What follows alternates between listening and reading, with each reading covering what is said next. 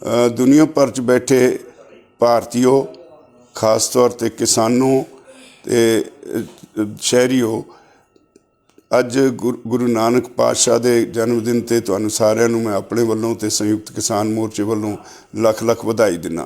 अज ये भी एक तसल्ली ते खुशी वाली गल है भी जिहड़े 3 काले कानून केंद्र सरकार ने बनाए सी, अज प्रधानमंत्री ने खुद मन्निया भी वो साडे कोलों गलत काम होया और वो कानून वापस ले जाणगे।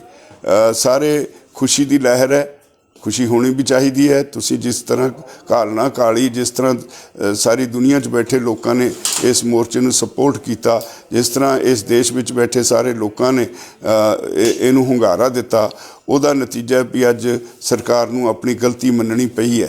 तो फिर भी उहदे लई जो भी गलती देर आए दुरुस्त आयद प्रधानमंत्री ने जो ऐलान किया है उहदे लई उन्हां दा धन्नवाद भी करना बनता है।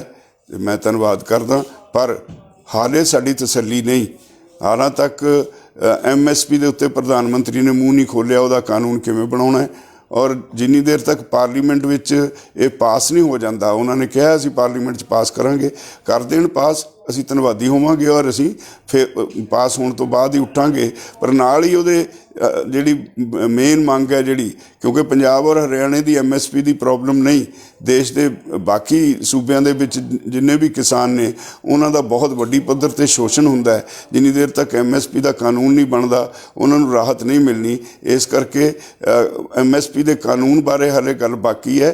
इसनूं ठीक है, खुशी मनाउणी बनती है, पर जिन्नी देर तक MSP का कानून नहीं बनता और ये सारे जिहड़े ऐलान किए गए ने 3 कानून वापस लैण दे, इन्हां नूं पार्लीमेंट दे विच पास नहीं किया जाता, उदों तक साडा मोर्चा जारी रहेगा। असीं उदों ही उठ के जावांगे जदों पार्लीमेंट के सैशन च सारा कुछ सारियां मंगां प्रवान करन दा ऐलान नहीं हो जाता। तो मैं फिर एक बारी तुहानूं गुरपुरब की लख लख बधाई और तुहाडी गल नूं ठीक मनण वास्ते प्रधानमंत्री का ये ऐलान कि वो कानून वापस लैणगे, उहदे लई उन्हां दा बहुत बहुत धन्नवाद और तुहानूं सारिआं नूं उहदी भी बधाई।